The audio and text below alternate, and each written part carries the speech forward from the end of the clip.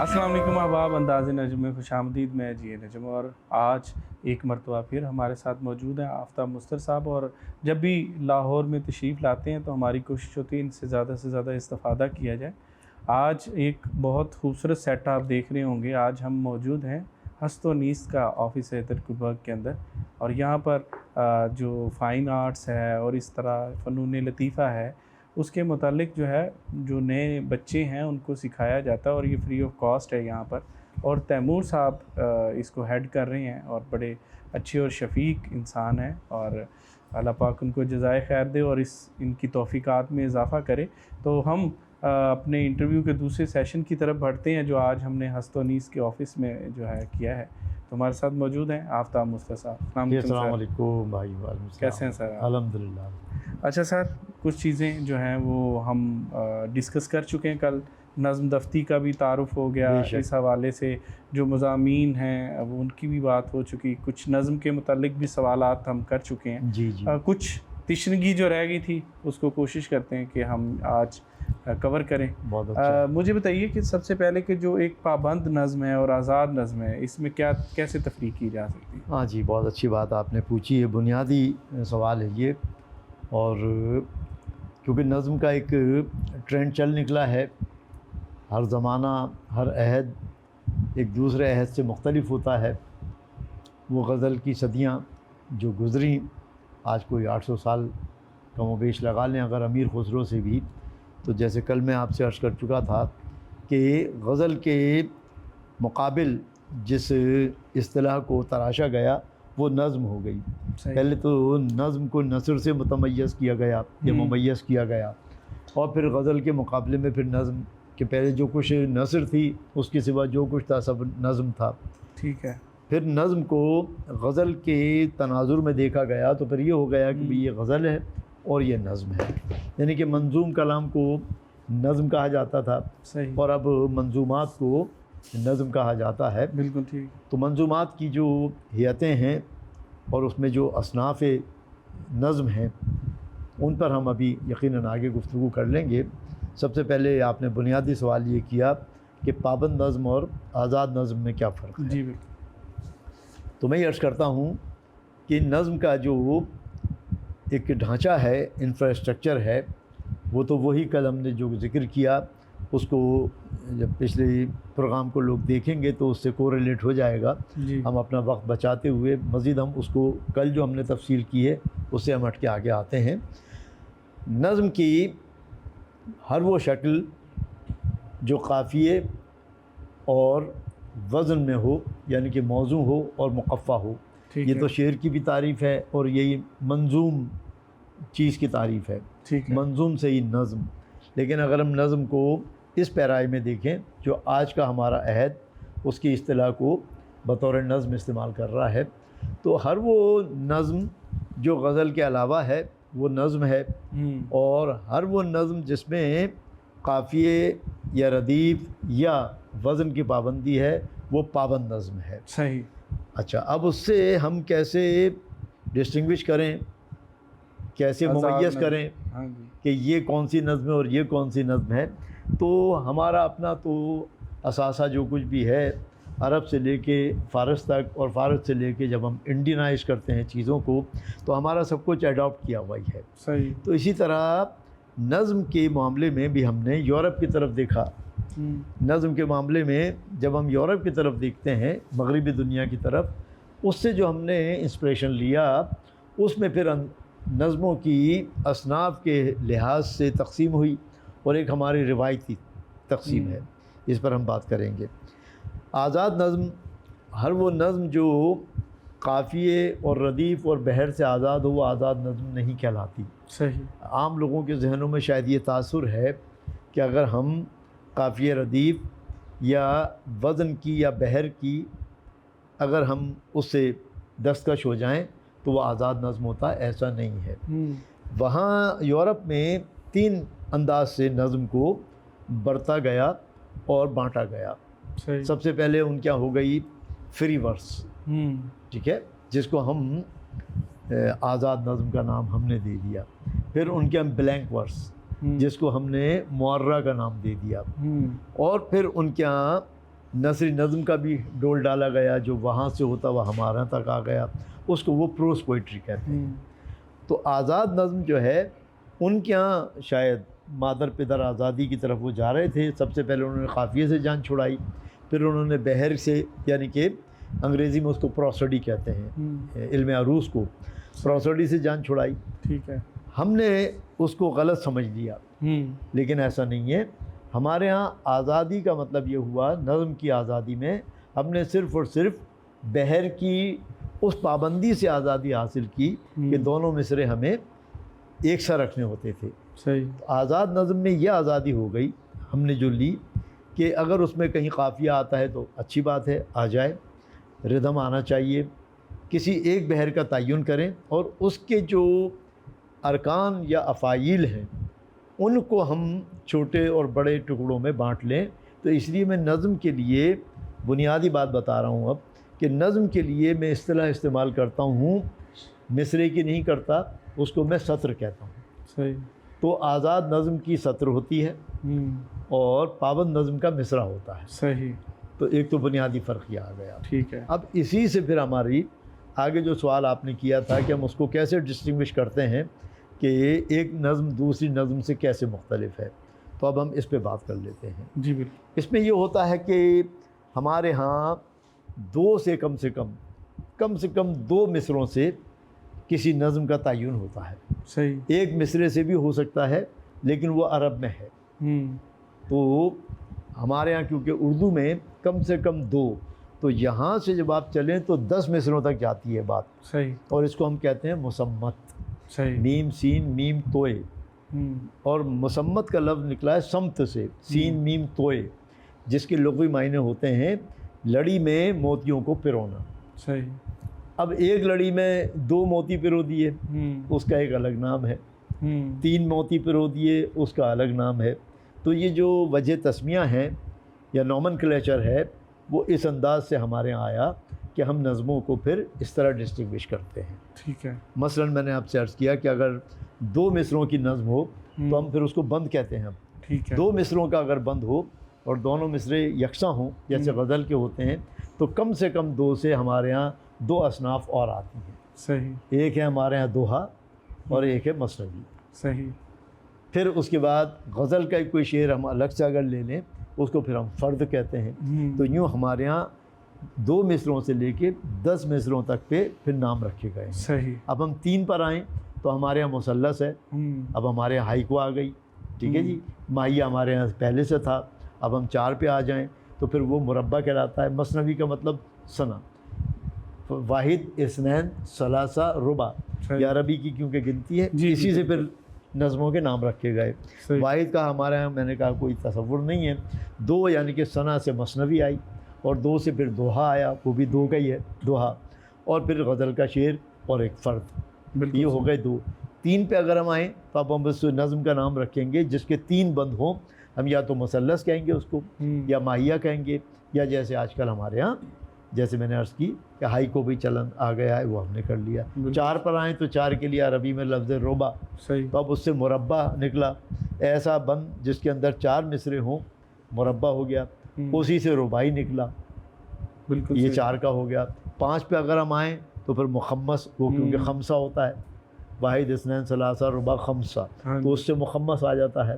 फिर इनकी भी अपनी अंदर शक्लें बनती हैं, मिसरों के अलग अलग तरतीबों से तरकीब बंद बन जाता है, किसी से तरजीब बंद बन जाता है। फिर हम 6 पर आएँ तो मुसद्दस हो जाता है। फिर हम 7 पर आएँ तो सबाई हो जाता है। तो यूँ जाकर हम मुअश्शर तक जाते हैं। लेकिन अमूमन हमारे यहाँ सबाई से भी पहले मुसद्दस तक का चलन आम है। तो यूँ तो नज़मों के नाम पड़ गए।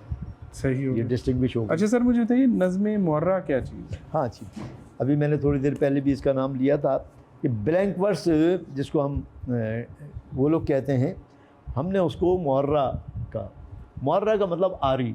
ठीक है। आरी का मतलब वज़न तो हो हमारे यहाँ, लेकिन यानी बहर तो हो, लेकिन काफ़िया रदीफ़ की पाबंदी ना हो, तो हम उसको नज़्म मुअर्रा कहते हैं। सही सही सही। नज़्म मुअर्रा को हमारे यहाँ बेकाफ़िया नज़्म भी कहा जाता है। और ये इस्माइल मेरठी से लेकर ताजवर नजीम आबादी से लेकर, यानी इसमें बहर रहेगी और रदीफ़ काफ़िया नहीं, रदीफ़ काफ़िया नहीं होगा। اور بحر میں بھی وہی شکل ہوگی کہ مصرے ہوں گے، سطر نہیں ہوں گی چھوٹی بڑی۔ آزاد نظم میں میں نے عرض کی کہ یہ آزادی ہم نے لی کہ ہم بحر تو رکھتے ہیں، قافیہ یا ردیف بھی آ جائے تو اس سے اس کا تاثر بڑھتا ہے، جو ہم اس کو انٹرنل رائمنگ کہتے ہیں۔ تو اندرونی قافیائی نظام تو چل رہا ہوتا ہے لیکن وہ ضروری نہیں ہوتا۔ ہاں یہ کیا کہ مصرے کو توڑ کر ہم نے سطر کیا اور سطر کو قصیر اور طویل میں جوڑ دیا۔ صحیح۔ مثلا یہ کہ اگر فاعلن چل رہا ہے، فاعلن فاعلن فاعلن فاعلن، تو کہیں وہ فاعلن کو 2 دفعہ لے لے گا، کہیں 6 مرتبہ بھی۔ میں نے اپنے تھیسس میں بتایا ہے، لگایا ہے اس میں کہ نون میم راشد کی نظمیں، تصدق حسین خالد کی نظمیں، میرا جی کی نظمیں، میرا جی نے تو ایک سطر میں 16 افعال بھی لی ہیں، اتنا طویل مصرع ہو جاتا ہے، کہیں 2 ہی لیتے ہیں، کہیں 5، کہیں 7۔ تو آزاد نظم میں یہ آزادی ہے کہ بحر ایک ہی رہے گی، اس بحر کے جو افعال کے ضیافات ہیں اس کی ویریشن تو آئے گی، لیکن بحر سے دوسری بحر میں ہم نہیں جائیں گے، یا جائیں گے تو اتنے خفیف سا وہ فرق ہوگا کہ کوئی زیادہ اس کو سمجھ نہیں پاتا، اور وہ پھر اس بحر سے دوسری بحر میں چلا جاتا ہے، وہ ایک جگہ ہنر بنتا ہے، ایک جگہ وہ نقص بنتا ہے۔ صحیح صحیح صحیح۔ اچھا مجھے بتائیے کہ جو اصناف نظم ہیں اس میں ہم ایک دوسرے سے کیسے ان کی تفریق کر سکتے ہیں؟ جی میں نے ابھی آپ سے عرض کیا نا، یہ جو ابھی آپ کا سوال کچھ آپ نے ابھی بتا بھی دیا ناموں کے حوالے سے، تو یہی اصناف سخن جو ہیں وہ ڈسٹنگوش ہو جاتی ہیں، ان کا ہم پہ نام رکھ دیتے ہیں۔ 2 مصروں کی ہے تو میں نے بتایا، یعنی مطلب جو آپ نے پہلے بیان کر دیا وہ جو ہے اس سے نظم کی اصناف کا تعین ہو جاتا ہے۔ اب کوئی بھی صنف جو ہے اس میں بھی پھر ایک بات ہے جو میں نے کل کہی تھی، میں اس کا اعادہ کرتا ہوں دوبارہ، کوئی بھی صنف سخن اردو کی 2 چیزوں پہ کھڑی ہوتی ہے، بلحاظ موضوع یا بلحاظ ہیت۔ صحیح۔ بلحاظ ہیت جو ہے غزل ہے، ہیت کا مطلب فارمیشن، بالکل صحیح، اور بلحاظ موضوع اس کا موضوع کیا ہے، جیسے مرثیہ ہے ایک موضوع ہے، نعت ہے ایک موضوع ہے۔ نعت کسی بھی شکل میں کہی جا سکتی ہے، مخمس میں بھی ہو سکتی ہے، مسدس میں بھی ہو سکتی ہے۔ خود نذیر اکبر آبادی کی ایک حمد بہت طویل جس کا ترجیح بند اور ترکیب بند میں آ جاتا ہے، پڑے بھٹکتے ہیں لاکھوں دانا، کروڑوں پنڈت ہزاروں سیانے، جو خوب دیکھا تو یار آخر خدا کی باتیں خدا ہی جانے۔ یہ مسدس کی شکل میں ہے۔ یہ 2 مصرے جو آخر میں آئے، اس سے پہلے 4 مصرے اور ہوتے ہیں۔ اگر یہ 2 مصرے یا کوئی ایک مصرع ریپیٹ ہو تو پھر ہم اس کو ترجیح بند کہتے ہیں، صحیح، یعنی کہ وہ اس سے جا کے اوپر والے سے رجوع کر رہا ہے۔ بالکل ٹھیک۔ لیکن اگر وہ ریپیٹ وہی مصرع نہ ہو، کوئی دوسرا مصرع کر دیں تو پھر ہم اس کو ٹیپ کا مصرع کہتے ہیں، صحیح، یا پھر ہم اس کو ٹیپ کا بند کہتے ہیں۔ وہ اگر ریپیٹ ہو رہا ہوگا تو وہ ترجیح بند ہو جائے گا، وہ اگر بدل رہا ہوگا تو ہم اس کو ترکیب بند کہتے ہیں۔ زبردست۔ تو علامہ کے یہاں، نظم طباطبائی کے یہاں، نون میم راشد کے یہاں، فیض صاحب کے یہاں بہت مثالیں آپ کو مل جائیں گی، ترکیب بند کی بھی، ترجیح بند کی بھی، مخمس اور مسدس کی بھی۔ تو یوں اصناف کا تعین 2 لحاظ سے ہو جاتا ہے، بلحاظ موضوع اور بلحاظ ہیت۔ بالکل ٹھیک ہے۔ اب حمد آپ کسی بھی ہیت میں لکھ لیں، غزل کی ہیت میں زیادہ لکھی جاتی ہیں، تو جیسے میں نے بتایا کہ نذیر اکبر آبادی نے تو مخمس اور مسدس کی بھی، اور پھر اس میں بھی ترکیب بند اور ترجیح بند میں بھی لکھا۔ کیا بات۔ اچھا سر، ہم عموماً پڑھتے ہیں، بولنے میں بھی ہم یہ بات کرتے ہیں کہ عروضدان، اور مطلب ایک اس کو اصطلاح استعمال ہوتی ہے کہ یہ فنی حوالے سے ہے، اور ایک ہے کہ یہ عروضدان ہے۔ تو یہ آپ کون سا ورڈ جو ہے آپ سمجھیں گے کہ یہ جو خاص طور پر اس کام کے لیے یوز ہوتا ہے، تو کون سا آپ؟ جی میں اس میں زیادہ مناسب یہ سمجھتا ہوں کہ آفتاب مستر عروضدان ہے۔ بالکل، کیا ہے ایسا بھی ہے۔ اس میں 2-3 لفظ چل رہے ہیں۔ ایک تو جو عروض سے بھاگے ہوئے لوگ ہیں وہ عروضیہ، وہ نہیں، وہ ان کو عروضیہ کہتے ہیں۔ عروضیہ۔ چلے خیر، جیسے جدید کی طرف جب لوگ آئے تو لوگوں نے جدیدیہ کہنا شروع کر دیا ہے نا جی، کہ یہ جدیدیہ ہے۔ یہ تو محبتوں کی باتیں چلتی رہتی ہیں۔ اصل اصطلاح اس میں ہونی چاہیے فنی۔ صحیح، کہ آپ یہ کہیں کہ اس کے فنی لوازمات کیا ہیں، تو پھر فن میں بہت ساری چیزیں آتی ہیں۔ صحیح۔ اگر آپ نے صرف عروض کہا تو عروض میں پھر ایک ہی چیز آ رہی ہے۔ مثلا فن میں جو ہے وہ صنعتیں آ جائیں گی۔ صنعت توشیح ایک صنعت ہے کہ مصرع ایسے ایسے حرف سے شروع کرنا ہے کہ ان کو ملائیں تو کوئی یعنی کہ تحریر یا کوئی جملہ بن جائے، یہ صنعت توشیح ہے۔ پھر اس کو قافیہ ردیف کے علاوہ بھی قوافی کا بھی پورا ایک علم ہے، وہ بھی ایک فن ہے۔ تو ردیف اور قافیے اور پھر وزن کے اس ملاپ کو ہم صرف عروضی معاملہ نہیں کہہ سکتے، اس کو پھر ہم فنی کہتے ہیں۔ جب ہم فنی تقاضا کہتے ہیں تو اس کا ذرا کینوس بڑھ جاتا ہے۔ صحیح ہے۔ اگر ہم عروض کہیں کہ بھئی آپ عروضی معاملات بتائیں تو وہ صرف ایک ہی جگہ رہتا ہے کہ یا تو میٹر یعنی کہ بحر بتائے گا، جس کو اردو میں ہم عروض کہتے ہیں، اس کو انگریزی میں ہم پروسڈی کہتے ہیں، ہندی میں اس کو پنگل کہتے ہیں۔ ٹھیک ہے۔ تو عروض کے بجائے میں سمجھتا ہوں کہ فنی معاملات پہ کہنا چاہیے کہ اس کے فکری اور فنی معاملات پہ بات کریں۔ بالکل، فکر میں تھاٹ آ جاتی ہے اور فن میں جو ہے عروض بھی آ جاتا ہے، عروض ہی نہیں ہوتا بالکل صحیح جب ہم فن کہتے ہیں۔ اب آپ کی موجودگی کا فائدہ اٹھاتے ہوئے ایک چھوٹی سی بحث ہے، بحث تو بڑی پرانی ہے لیکن ہم بات کرتے ہیں کہ غالب یا ذوق۔ اچھا، تو آپ کیا جو ہے اپنے علمی جو ہے مطالعے کی بیس پہ آپ کی کیا فکر ہے اس معاملے میں؟ دیکھیے بات یہ ہے کہ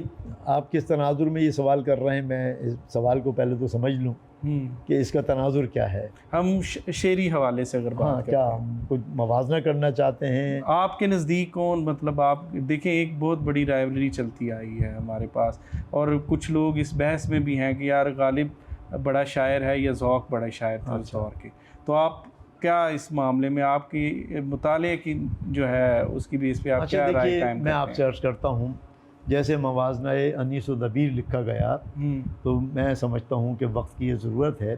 جب آپ کے ذہن میں یہ سوال ابھرا ہے تو یقیناً آپ اپنی ذات کی نہیں بلکہ آپ کیونکہ لوگوں کے جذبات کی اور احساسات کی نمائندگی کرتے ہیں، تو مجھے ایسا لگا کہ لوگوں کے ذہنوں میں اب یہ بات ایک پیدا ہو رہی ہے کہ ان میں سے تعین کیا جائے۔ تو پہلی بات تو یہ ہے کہ یہ سوال بڑا مختصر ہے، جواب اس کا بڑا طویل ہے، تو میرا مختصر اس میں جواب یہ آئے گا کہ ہمیں موازنہ انیس و دبیر کی طرح موازنہ ذوق و غالب کرنا چاہیے۔ اور اگر آپ میری رائے پوچھتے ہیں تو اس میں یہ ہے کہ میری ذاتی رائے ہے، جو میرا مجھ کم فہم کا یا کچ فہم کا مطالعہ ہے، اس کے تناظر میں ہم دیکھیں تو استاد ذوق کا جو معیار ہے شعر کا، وہ شعریت کا معیار اور ہوتا ہے، شعر کا معیار اور ہوتا ہے۔ ٹھیک ہے۔ شاید کہیں شعریت میں غالب آگے نکل جائیں، کبھی ذوق آگے نکل جاتے ہیں، لیکن یہ بات درست ہے کہ ذوق استاد شاہ تھے، بہادر شاہ ظفر، اور پھر ان کے والد کے بھی استاد رہے۔ تو اس لحاظ سے زمانے نے تو یہ ثابت کیا کہ استاد ذوق جو ہیں وہ علم اور فضل و کمال کے لحاظ سے، شخصیت کے لحاظ سے اور شعریت کے بھی فنی لحاظ سے ایک بڑے آدمی تھے۔ صحیح۔ کیونکہ وہ جیسے بھی بات ہو رہی تھی کہ فنی تقاضوں میں ساری چیزیں آ جاتی ہیں، بالکل صحیح۔ تو وہ عروض کے معاملے سے لے کر اور جو اس کے فنی لوازمات ہیں ان سے بھی کم حق و واقف تھے، اور ان کے وہ نظر آتا ہے۔ اب میں اس کی آپ کو عام سی مثال دے دیتا ہوں۔ میں آپ پر یہ جو ہم نے سن رہے ہیں لوگ یا دیکھ رہے ہیں، ان کو میں ایک لمحہ فکریہ دیتا ہوں، اس میں وہ خود ہی جواب تلاش کر لیں گے۔ قصائد پر اگر آپ آ جائیں تو قصائد سے ہی تعین ہو جائے گا کہ شعریت اور علمیت اور افضلیت اور فن کے لحاظ سے کس کو ہم کس درجے میں رکھیں۔ تو استاد ذوق کا جو قصیدہ ہے یا ان کے استاد سودا کا جو قصیدہ ہے، قصائد میں یہ دو ہی بڑے نام ملتے ہیں، فارسی میں تو بہت ہیں، لیکن غالب کو اگر آپ دیکھیں دیوان تو ان کے قصائد کی مختصر سی تعداد ہے۔ تو زیادہ وقت بھی تو نہیں نا ان کو؟ وہی نہیں، وقت تو بہت تھا، وقت کی بات نہیں تھی، بات یہ ہے دربار کہ میں ہوتے تو وہ تعریف قصیدے کی جو تعریف اور صنف ہے یہ جو شکوہ لفظی چاہتی ہے، تو غالب کو کیونکہ شکوہ لفظی پر بھی ناز تھا اپنے، اور ہم بھی کرتے ہیں، تو اگر ہم اس کا موازنہ کریں تو ہم خود ہی دیکھ لیں گے کہ قصائد میں غالب کے قلم کا سانس پھول گیا، اور فارسیت میں جو وہ لے کر آئے چیزیں، تو استاد سودا کے ہاں یا استاد ذوق کے ہاں یا داغ کے ہاں یہ چیز انڈینائز ملتی ہے۔ خالص اردو کی طرف اگر کسی کا ہم یعنی کہ احسان مند ہو سکتے ہیں تو میر کے بعد یہ تین شاعر ہیں۔ میر کی ساری شاعری فارسی تراکیب سے آری ہے، وہ سادگی میں، سلاست میں، سہل ممتنع میں جو بات کہہ جاتے ہیں، غالب کے یہاں میرا خیال ہے 10 غزلیں نکلیں گی، اور غالب کے انداز کی میر کے یہاں شاید 20 غزلیں نکلیں گی۔ تو انہوں نے جو کام ہمارے لیے کیا، ہم کیونکہ جس ایرا میں ہیں، ہم جس خطے سے تعلق رکھتے ہیں بر صغیر پاک و ہند میں، ہم تو اس تناظر میں دیکھیں گے تو اردو شاعری کو دلاویز بنانے میں، اردو شاعری میں اثر پذیری اور اردو شاعری میں سادگی و سلاست کے جو 4 ہمارے بڑے ستون ہیں، ان میں میر، پھر ہمارے ہاں ذوق، سودا اور پھر داغ۔ داغ نے تو زبان کی نتھر نتھرا کر صفائی اور سہل ممتنع اور غزل کو آسان کرنے میں جو کام کیا ہے، یہ بہت بڑا کام ہے۔ تو اس انداز سے اگر ہم دیکھیں تو غالب اور ذوق کا کوئی ویسے موازنہ بنتا نہیں ہے، لیکن اگر آپ موازنہ کرنا ہی چاہتے ہیں تو میں نے کہا کہ آپ قصائد کو اٹھائیے۔ اچھا سر، اگر میں اس کو ذرا سوال کو شرنک کرتا ہوں، ہاں، ہم ایک جو ہے صنف ہم غزل کو اٹھا لیتے ہیں، ہاں تو غزل کیا کمپیریزن کریں تو آپ کیا جی، میں نے پہلے بھی ایک جملہ کہا تھا ابھی تھوڑی دیر پہلے کہ غزل کے تناظر میں اگر آپ دیکھیں تو کہیں غالب آگے بڑھتا ہوا نظر آتا ہے تو کہیں ذوق آگے بڑھتے ہوئے نظر آتے ہیں، اس لیے کہ ایک مشہور کتاب ہے اردو کے مشہور ضرب المثل اشعار، اس کا اگر آپ مطالعہ کریں تو سب سے زیادہ جو اشعار یعنی کہ تعداد ملتی ہے، غالب کی بھی ملتی ہے، لیکن سب سے زیادہ اشعار علامہ اقبال ذوق اور داغ کے ملتے ہیں۔ علامہ اقبال خود داغ کے شاگرد تھے۔ غزل میں جو غزل کے تقاضے ہیں، غزل کے جو معنوی تقاضے ہیں یا اصطلاحی تقاضے ہیں، وہ تو روایت میں دور رہ گئے۔ اب تو غزل جو ہے ریاست کو بھی لے رہی ہے، سیاست کو بھی لے رہی ہے، معاش کو بھی لے رہی ہے، معاشرت کو بھی لے رہی ہے، لیکن غزل کے صحیح لغوی معنی اور غزل کا جو ڈیمانڈ ہے، ہر صنف شاعری کی اپنی ایک ڈیمانڈ ہوتی ہے، تقاضے ہوتے ہیں، اس کو ان 4 شاعروں نے زیادہ اچھے انداز سے انڈینائز انداز میں پورا کیا ہے۔ غالب نے فارسیت کو فروغ دیا، اسی وجہ سے وہ مشکل پسند بھی ہے۔ تو جتنے سہل ممتنع اور سادہ اثر پذیر الفاظ کے ساتھ شاعری، غالب کے میں نے کہا 10 غزلیں ملیں گی، میر کے 20-25 سے زیادہ مل کیا پورا کلام ہی ان کا اس پر ہے، فارسیت سے آ رہی ہے۔ تو ہم اپنے تناظر میں دیکھیں تو ہمیں میر کے بعد غالب یقیناً ایک بڑا شاعر ہے، لیکن نذیر اکبر آبادی بھی کوئی کم غزل نہیں کہتا تھا۔ میں نے اس پر پوری تحقیق کی اور ایک کتاب ہم نے تحقیقی جس کا وہ سامنے نہیں آ پائی، وہ تھی اپنا نذیر کی غزلیات۔ تو نذیر کو ہم نے غزلیات پہ بھی اسٹیبلش کر کے دکھایا، اس کو عموماً نظم کا شاعر کہا جاتا ہے۔ تو یہ تناظر ویسے اور تقابل بنتا نہیں ہے، لیکن سوال اگر اٹھتا ہے تو پھر اس پر ایک پورا کام کرنے کی ضرورت ہے، تب کوئی حتمی رائے جو ہے اس میں سامنے آ سکتی ہے۔ سر، آپ کے نزدیک غزل جو ہے وہ سہل ممتنع کے اندر زیادہ لطف دیتی ہے یا مختلف جو مشکل تراکیب ہیں جب اس کا استعمال ہو، اپنی اس میں استادانہ جو ہے وہ روایت کو فروغ دیا جائے تو تب خوبصورت بنتی؟ تو آپ کا کیا؟ دیکھیے، کل بھی میں نے شاید اس پر بات کی تھی کہ یہ کوئی ایک لگا بندہ فارمولہ نہیں ہے۔ اگر اس کے انگریڈینٹس طے ہو سکتے تو میرے خیال ہے سب سے بڑے شاعر جو ہے وہ شمس الرحمن فاروقی ہوتے، کیونکہ ان تمام چیزوں کو جانتے تھے۔ تو غزل کی جو مسٹری ہے شاعری کی، وہ کبھی میں نے کہا کہ بحر سے بن جاتی ہے اس کے ترنم سے، کبھی کوئی قافیہ ردیف ایسا استعمال ہو جاتا ہے، کبھی کوئی زبان کا چٹخارا آ جاتا ہے، لیکن یہ بات طے ہے کہ غزل جو ہے وہ سہل ممتنع کے ساتھ سادگی اور اثر پذیری کی جو خصوصیات ہیں وہ غزل میں ہی درقیت اس کا متحمل ہو سکتی ہے۔ جو فارسیت ہے یا اس میں ہم جو تراکیب لاتے ہیں، جتنی توالی اضافت ہوتی جائیں گی شعر کا معیار پست ہوتا چلا جاتا ہے۔ بہت کم ایسی توالی اضافت ہیں جہاں پر غزل جو ہے اس کے متحمل ہو سکتی ہے۔ مثلا اگر آپ غزل کے 100 اشعار نکالیں گے انتخاب کر کے تو اس میں فارسیت کے غلبے والے اشعار بہت کم ہوں گے۔ تو یہ بات طے ہے کہ غزل میں جو ہے سہل ممتنع، آسان، یعنی آپ سادہ بالکل الفاظ جو ہے وہ غزل کو زیادہ ابھارتے بھی ہیں، اس لیے کہ فارسیت کی جو یعنی کہ غلبہ ہے اس کو پڑھے لکھے لوگ تو سمجھ لیتے ہیں۔ علامہ کی بھی بہت سی شاعری ایسی ہے جو مشکل ہے، لیکن فارسی آمیز غزل جو ہے وہ اپنا اثر ذرا کم دکھاتی ہے۔ صحیح۔ اس میں ایک استادانہ مہارت تو نظر آتی ہے، الفاظ کا ایک ایسا استعمال جو بالکل مختلف ہو، وہ کہیں کہیں مزہ دیتا ہے، لیکن توالی اضافت غزل کے مزاج کو ذرا سا مجروح کرتی ہے، اس کی نزاکت کو۔ اچھا سر، آپ کے نزدیک جو نئے مضامین ہیں غزل کے اندر جو ہے وہ کیا لگ رہا ہے کم ہو گئے آنے؟ اچھا دیکھیے، میں عرض کرتا ہوں، اصل میں اگر آپ غور کریں تو غزل کی اگر ہم بات کریں تو غزل کے اگر آپ موضوعات یا مضامین کو جمع کرنا شروع کریں تو میں بہت زیادہ بتا رہا ہوں تو 150 مضامین نکلیں گے، یہ تو بہت زیادہ بتا رہا ہوں میں، مشکل سے 50 مضامین نکلیں گے اردو شاعری میں۔ ہجر ہے، وصال ہے، دل ہے، دماغ ہے نا جی، یا بہار ہے، یا شمع ہے، یا پروانہ ہے، یا اپنی رودات کبھی اس طرح بیان کر رہا آدمی کہ دوسروں کا بھی غم اس میں ملا کے، تو یہ ایک الگ موضوع ہے۔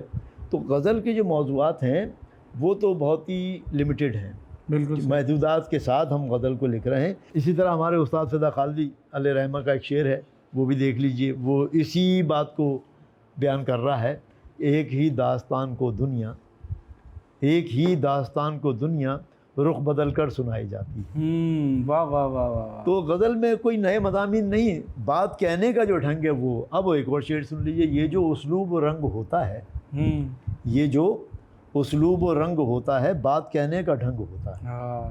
تو یہ جو ہے ایک پھول کا مضمون ہو تو سو رنگ سے باندھوں، انیس جو کہہ گیا ہے نا، گلدستہ، یعنی آپ کے نزدیک اب ختم ہو چکے ہیں نئے مضامین؟ نہیں، نئے مضامین تو وہی ہیں جو اب تک آ رہے ہیں، میں یہی بتا رہا ہوں کہ مضامین تو وہی ہیں، کہنے کا انداز ہی در حقیقت غزل کو نیا رنگ اور روپ اور آہنگ عطا کرتا ہے۔ وہ فیض صاحب کے آپ کو سارا نظر آ جائے گا، روایت سے جڑے ہوئے وہی مضامین فیض صاحب نے روایت سے لے کر جدت کی طرف ایک جست لگائی ہے، لیکن وہ نری روایت بھی نہیں ہے، اور جیسی آج کل لایانیت غزل میں آ رہی ہے ویسی لایانیت بھی نہیں ہے۔ بالکل ابہام کے نام پہ، ایمبیگوٹی کے نام پر ہم جو ہے اس کا ڈھیر لگا رہے ہیں، لایانیت کا۔ صحیح۔ تو ابہام پھر بھی صحیح تھا، یعنی کہ ایہام جو پہلے تھا وہ ابہام سے زیادہ بہتر تھا۔ بالکل ایہام سے جو شعر بنتا تھا، میر کا شعر ہے ایہام کا، بالفرض سنا دیتا ہوں میں، کہ وہ کج روش نہ ملا راستی میں مجھ سے کبھی، وہ کج روش نہ ملا راستی میں مجھ سے کبھی، نہ سیدھی طرح سے اس نے میرا سلام لیا۔ واہ واہ واہ۔ اب یہ ایہام کا شعر ہے، لفظ راستی جو ہے وہ ایہام پیدا کر رہی ہے، تو اس ابہام سے زیادہ تو ایہام کا زمانہ اچھا تھا۔ تو اگر ہم جو ایہام سے ہم نے جان چھڑائی تو اب ابہام پر آ گئے، اور ابہام سے اب ہم لایانیت پر آ گئے۔ تو آج کل غزل جو ہے وہ اچھے جذبات یا سچے جذبات کے بجائے اوچھے جذبات کی جو ہے نمائندگی کر رہی ہے، جس سے غزل کے موضوعات تو وہی ہیں، معیار پست ہو گیا ہے۔ صحیح۔ کیونکہ الفاظ کی ادائی یا وہ الفاظ جو غزل کے لیے اس کی نزاکت کو بیان کریں وہ سستے جذبات میں ڈھل گئی ہے۔ صحیح۔ اور یہ زیادہ تر کام مشاعروں نے تو بہت زیادہ اچھے کام کیے ہیں، لیکن اب مشاعرہ جاتی فضا جو ہے غزل کو مزید پست کر رہی ہے۔ اچھا سر، آخر میں مجھے بتائیے کہ یہ دوہا اور ربائی ہے، اس میں کیا فرق ہے؟ جی ہاں، بہت اچھا آپ نے، کیونکہ اصناف شاعری پر آپ بات کر رہے ہیں، خاص طور پہ نظم کے اصناف، غزل کے مقابل جتنی بھی چیزیں ہیں وہ سب نظم ہیں۔ اب دیکھیے، دوہا جو ہے اس کے فنی لوازمات، وہ کیونکہ ہندی مزاج صنف سخن ہے جو بر صغیر میں ہم تک آئی ہے ایک روایت کے ذریعے، سب سے پہلے تو اس کا دوہا چھند یعنی کہ بحر کا تعین، ان کے دوہا چھند جو ہیں وہ ماتروں پر بیس کرتے ہیں، ٹھیک ہے جی، فعل فعل فاعل فعل فعل فا، جو پہلا مصرع ہوتا ہے اس کے بھی دو حصے ہوتے ہیں، اس کو وہ چرن کہتے ہیں، یعنی کہ ایک دوہے میں 4 چرن ہوتے ہیں، پہلے والے میں 2 چرن، 13 ماترے ادھر، 11 یا 12 ماترے ادھر، ٹھیک ہے۔ ہم نے ان ماتروں کو بحر میں تقسیم کیا تو ہم نے اس کی بحر فعل فعل فاعل فعل فعل فا بنائی، جو بحر متقارب سے نکلتی ہے۔ جو دوہا اس بحر پہ یا اس چھند پہ پورا اترے گا وہ دوہا ہوگا۔ بالکل ٹھیک ہے۔ مثلاً اس پر میں نے تھیسس میں بھی لگایا ہے، علی جمیل الدین علی کے جو دوہے ان کے تتبع میں جو لوگ لکھ رہے ہیں اس کو کسی نے عالی چال کہہ دیا۔ عالی چال کوئی چیز نہیں ہے، جو پہلے سے دوہا چلا آ رہا ہے اس کے لوازمات جو فنی ہیں وہ پورے ہوں گے تو دوہا ہوگا۔ بالکل صحیح۔ اسی طرح ربائی میں بھی اور ہر 4 مصرے جو ہے وہ ربائی کے نہیں ہوتے، اس کے بھی فنی لوازمات ہیں، تو اسی سے ڈسٹنگوش ہوتا ہے۔ اب دیکھیے 2 جو مصرے ہیں اس کے 4 حصے کیے، پہلا چرن، دوسرا چرن پہلے والے مصرے کا، پھر اس طرح اب فعلن فعلن فاعلن ہوگا اور فعلن فعلن فا، تو یہ دوہا ہوگا۔ اب علی صاحب کیا کرتے تھے، ہم تو گئے تھے چھیلا بن کر بھیا کہہ گئی نار، فعلن فعلن فعلن فعلن فعلن فعلن فا۔ اب اس میں کیونکہ فاعلن نہیں آیا، یہ ارد سم کہلاتا ہے ہندی میں، کہ جب پہلا ٹکڑا پورا ہوگا تو آدھا سم آئے گا، فاعلن فعلن فعلن فاعلن، یہ آدھا سم آئے گا، پھر اس پہ سم آنے کے بعد پھر اگلا ٹکڑا آئے گا، گوری سووے سیج پر، فعلن فعلن فاعلن، امیر خسرو، گوری سووے سیج پر، مکھ پر ڈارے کیس، فعلن فعلن فا۔ چل خسرو گھر آپ نے، اس نے اپنے نہیں لکھا، ہم اپنے پڑھتے ہیں، چل خسرو گھر اپنے، اس کا نام موضوع ہو جائے گا، چل خسرو گھر آپ نے، فعلن فعلن فاعلن فعلن فعلن فا، سانج بھئی چوندیس۔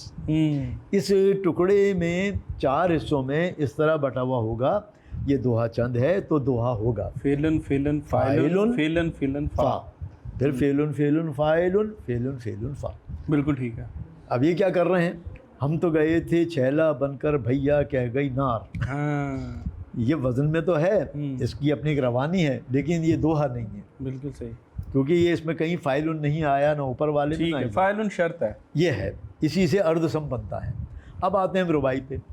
ہر 4 مصروں کی کوئی بھی صنف سخن ربائی نہیں ہو سکتی، اس کے بھی اوزان اور فنی لوازمات طے ہیں۔ ٹھیک ہے، اس کے لوازمات یہ ہیں کہ بحر حزج میں ہو، بحر حزج میں تو میں نے کل بھی بتایا تھا کہ علامہ اقبال کی بہت ساری ایسی چیزیں ہیں جن کو لوگ ربائی کہتے ہیں، علامہ اس کو ربائی نہیں کہتے تھے۔ تیرے شیشے میں باقی نہیں ہے، مفاعیل مفاعیل فعول، بتا کیا تو میرا ساقی نہیں ہے، مفاعیل مفاعیل فعول۔ 4 مصرے ہیں، بحر حزج ہے، لیکن یہ 3 افعیل پر ہے، جبکہ ربائی جو ہے 4 افعیل، 4 افعیل، ٹھیک ہے۔ اب اس کے شروع کے اور آخر کے افعیل طے ہیں، یا تو مفعول سے شروع ہوگی یا مفعول سے شروع ہوگی، صحیح، ٹھیک ہے جی، مفعول یا مفعول سے شروع ہوگی، بالکل ٹھیک ہے، یہاں سے شروع ہوگی، اور پھر 24 اوزان ہیں اس کے، اور 2 شجرے ہیں۔ مفعول کا جو شجرہ ہے وہ ہے شجرہ اخرم، اور جو مفعول کا ہے وہ ہے شجرہ اخرب، صحیح، ٹھیک ہے جی۔ اب کوئی سی بھی ربائی آپ پڑھ دیجئے، اس میں آپ کو اندازہ ہو جائے گا، ٹھیک ہے جی۔ مثلا ایک ربائی میں نے اپنی بیٹی کے لیے لکھی تھی، چلیے میں وہ سناتا ہوں آپ کو، القا نام ہے اس کا، اور صنعت توشی، جی کل بھی آپ نے ذکر کیا، صنعت توشی میں ہے، وہ دیکھیے، الہام کیا رب نے ہمیں اسم تیرا، مفعول مفاعیل مفاعیل فا، لا ریب یہ ہاتف ہی کی آئی تھی ندا، الف لام پھر قاف پھر الف آئے گا، تو یہ صنعت توشی ابھی میں نے بتایا تھا، تو یہ ربائی صنعت توشی میں بھی ہے اور ربائی کے ان اوزان میں ہے جس میں ہونا چاہیے۔ اب مفعول سے شروع ہو رہی ہے تو یہ اخرب سے شروع ہو رہی ہے، الہام کیا رب نے ہمیں اسم تیرا، لا ریب یہ ہاتفی کی آئی تھی ندا، قصدن نہیں آیا ہے تخیل میں یہ نام، اللہ نے یہ نام کیا ہے القا، ادھر سے بھی القا نکل رہا ہے، ادھر سے بھی القا نکل رہا ہے، اور یہ ان خاص اوزان میں ہے، 4 افعیل اس میں ہیں۔ مفعول سے شروع ہوگا تو اس کی اپنی ایک ترکیب ہے، مفعول سے شروع ہوگا تو اس کی اپنی ایک الگ ترکیب ہے۔ تو یہ نام آپ نے جان بوجھ کے رکھا تھا کہ اس کے اندر جو ہے یہ واقعی اللہ نے القا کیا نا، یہ بھی بتاؤ۔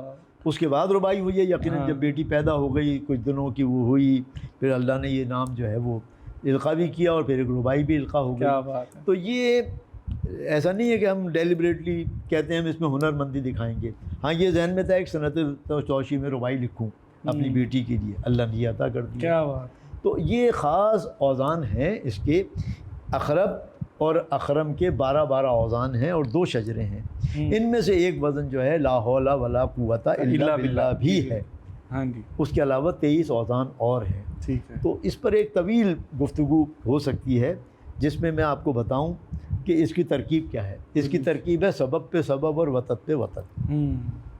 اب سبب کیا ہے اور وطد کیا ہے اور یہ ربائی میں کیسے کام آتا ہے، یہ کسی وقت پھر بیٹھیں گے تو آپ کو بتاؤں گا کہ ربائی کے اوزان جانچنے اور پرکھنے کا معیار کیا ہے اور ربائی لکھنی اور سمجھنی آسان ہو جائے گی. کیا بات. وما لنا الا البلاغ. بہت شکریہ سر، سلامت رہیں آپ. اور احباب گرامی، ایک بہت عمدہ اور علمی بحث جو کہ ضرورت کا تقاضا بھی تھی، اور میں سمجھتا ہوں کہ نظم کو ہم نے جتنا کوشش کی ہے کہ ان کی نظم دفتی کلیات کا جو مجموعہ ہمارے پاس آیا، اس کے بعد ہماری کوشش تھی کہ نظم کے اوپر بحث کی جائے. تو ہم نے گو کہ سارا ایریا تو کور نہیں کیا، لیکن جتنا چیدہ ہو سکتا تھا ہم نے کوشش کی ہے آفتاب مستر صاحب سے فائدہ اٹھا لیا جائے، اور ان کو جو ہے اس کے اندر مدعو کر کے تو ان سے ان کے سوالات کے جوابات لیے جائیں، کچھ بحث اپنے سیکھنے کے لیے ان سے ڈسکس کی جائے.